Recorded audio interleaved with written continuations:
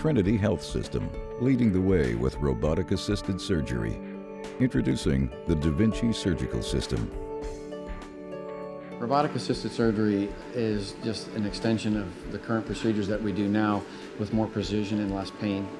I'll be performing multi-port gallbladder surgery with hopes to advance to single-site gallbladder surgery and then advancing to colon surgery and even splenectomy and Nissen fundoplication. The robotic surgery actually brings us a new technology that's very precise. The ability to see things that are difficult to see with laparoscopic surgery.